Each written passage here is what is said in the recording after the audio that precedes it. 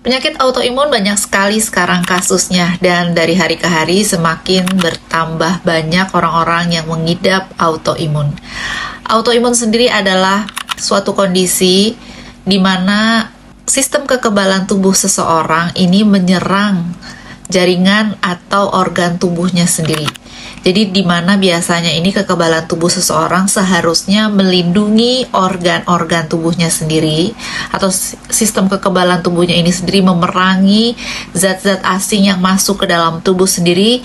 Ini malah salah mengenali organ-organ tubuhnya sendiri atau jaringannya sendiri dianggap sebagai musuh. Inilah yang menyebabkan disebutnya penyakit autoimun.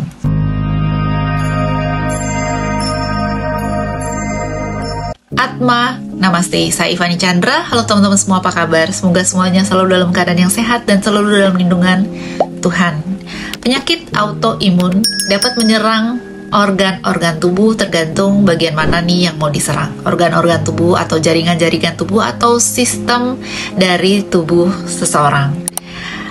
Kita ambil contoh, penyakit autoimun ini bisa muncul dengan penyakit yang paling ringan sampai dengan yang berat. Penyakit-penyakit autoimun yang kita kenal itu misalnya saja rheumatoid arthritis, atau ada juga lupus, ada juga penyakit celiac. Terus cara ngobatinnya gimana?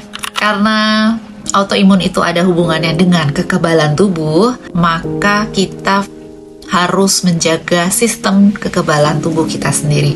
Jadi obat-obat yang diberikan sebenarnya bukan obat-obat yang biasanya langsung menuju sakitnya, tetapi obat-obat yang kaitannya bagaimana caranya meningkatkan kekebalan tubuh seseorang. Apa yang menyebabkan penyakit autoimun? Sebenarnya penyakit autoimun ini masih belum jelas sebabnya apa. Sekarang ini disebutkan penyakit autoimun itu disebabkan oleh faktor gaya hidup yang nggak benar, yang nggak baik gitu ya. Ada juga yang bilang karena faktor apa yang dikonsumsi sehari-hari. Ada juga yang menyebutkan karena adanya faktor genetik atau keturunan. Atau ada juga yang menyebutkan karena faktor hormonal. Sebenarnya intinya belum betul-betul jelas autoimun ini disebabkan oleh apa.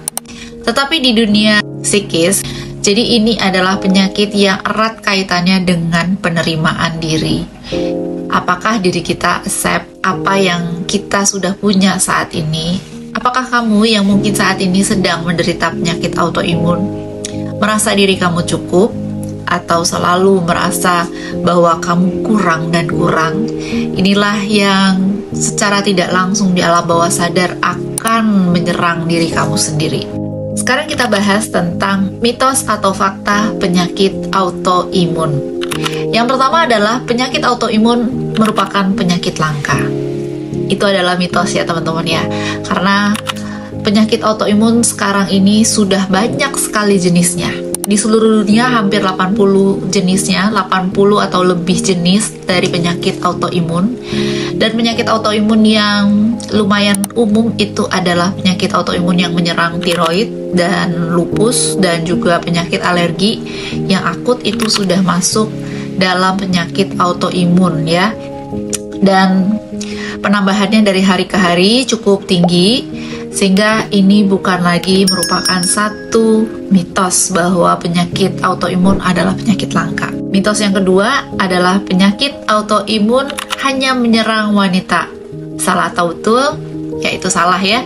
Sebenarnya faktanya adalah penyakit autoimun bisa menyerang baik pria maupun wanita. Memang sih lebih banyak wanita, tetapi pria juga bisa terkena penyakit autoimun. Artinya penyakit autoimun ini tidak mengenal jenis kelamin ya, faktanya.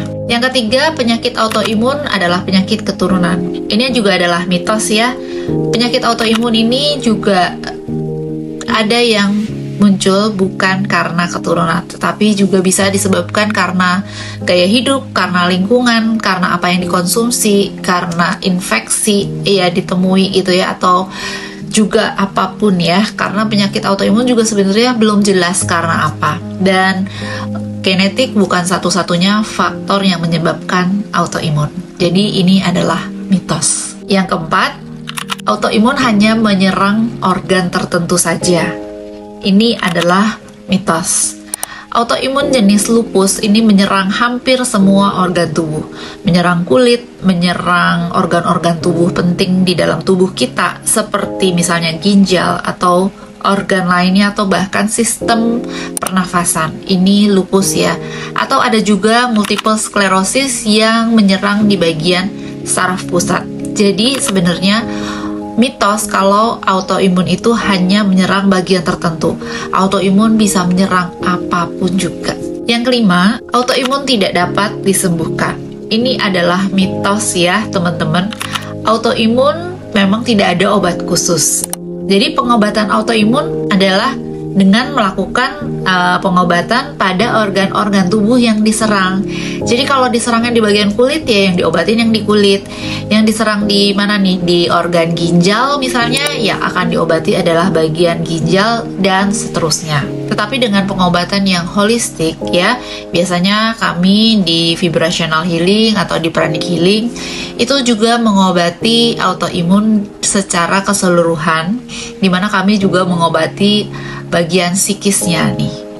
Karena itu yang penting, sehingga menjadi menyeluruh ya, dimana di bagian fisiknya disembuhkan bagian tubuh yang diserang, tetapi di bagian pengobatan secara holistiknya sebenarnya ini juga diobatin di bagian psikisnya, sehingga nantinya diharapkan agar si autoimun ini, kondisi di mana si pasien itu menyerang bagian-bagian tubuhnya, ini tidak lagi melakukan hal itu. Jadi kayak alam bawah sadarnya itu juga dibenerin agar tidak menyerang bagian tubuhnya sendiri. Jadi sebenarnya semua perawatan-perawatan yang diberikan kepada pasien autoimun ini dapat menyeluruh, dapat membuat pasien autoimun hidup dengan normal dan biasa-biasa saja. Yang keenam, penyakit autoimun semua sama. Ini adalah mitos. Penyakit autoimun itu banyak macamnya ya, dan tidak selalu sama satu sama lain. Yang seperti tadi sudah saya katakan bahwa ada yang menyerang bagian saraf, ada yang menyerang bagian organ-organ tubuh bagian dalam seperti penyakit lupus, atau bahkan hanya menyebabkan penyakit kulit saja. Jadi bisa sangat bervariasi tergantung apa nih yang diserang. Dan pendekatannya juga bisa bermacam-macam jadinya ya. Yang ketujuh, penyakit autoimun mudah dideteksi. Faktanya adalah penyakit autoimun seringkali sulit dideteksi atau tidak langsung ketahuan bahwa ini adalah penyakit autoimun. Misalnya saja tiba-tiba ginjal bermasalah, maka kita pikir kita mengobati ginjalnya, lalu ya udah, ternyata pasien ini besok-besoknya sakit lagi di bagian yang lain, sakit lagi di bagian yang lain, dan ini sulit sekali dideteksi. Akhirnya barulah kita tahu, oh ini karena autoimun. Jadi melewati beberapa tahap, dan biasanya yang diobatin udah berupa apa yang diserang dulu nih oleh si autoimun, baru akhirnya tahu bahwa oh ini karena autoimun. Jadi sebenarnya untuk mengetahui atau untuk mendeteksi seseorang itu autoimun juga lumayan challenging atau lumayan rumit ya, dengan serangkaian tes-tes tertentu dulu. Yang kedelapan adalah diet akan membantu mengurangi penyakit autoimun atau gejala autoimun. Faktanya benar ya, bahwa program diet atau menyusun planning makanan yang akan kita konsumsi ini dapat sangat membantu. Jadi bisa saja dikatakan dengan makan yang benar, dengan pola makan yang benar, susunan kalori ataupun susunan gizi yang benar, ini akan membuat kekebalan tubuh kita akan naik, sehingga membantu mengurangi gejala penyakit autoimun tentunya. Yang kesembilan, penyakit autoimun adalah penyakit kronis. Faktanya, penyakit autoimun mungkin saja bisa menjadi kronis, tetapi kalau kita bisa memanage penyakit autoimun, kamu yang memiliki penyakit autoimun bisa memanagenya dengan baik ya, dengan pengobatan yang baik, dengan pola pikir yang baik, dengan gaya hidup yang baik. Sebenarnya penyakit autoimun ini bisa sangat-sangat diatur gitu ya, istilahnya tidak kambuhan. lama kambuhnya gitu ya, atau bisa tidak kambuh sama sekali. Gejalanya bisa sangat-sangat berkurang, dan banyak orang-orang yang sudah bisa mengalami tahap ini, dimana penyakit autoimunnya jarang sekali kambuh lagi atau bahkan sudah sembuh gitu. Jadi penyakit autoimun juga sangat-sangat mungkin bisa sembuh. Oke teman-teman, thank you banget udah lihat video aku hari ini. Semoga berguna dan bermanfaat. Kalau kamu membutuhkan tanya-tanya lagi tentang autoimun, mungkin aku bukan pakar yang kayak gimana untuk penyakit autoimun, tetapi aku mungkin bisa memberikan pendampingan jika kamu menderita penyakit autoimun, pendampingan secara psikis tentunya dengan metode healing atau penyembuhan yang aku geluti selama ini. Kalian bisa lihat di kolom deskripsi hal apa yang bisa aku bantu. Oke, thank you very much. I love you all. Atma, namaste.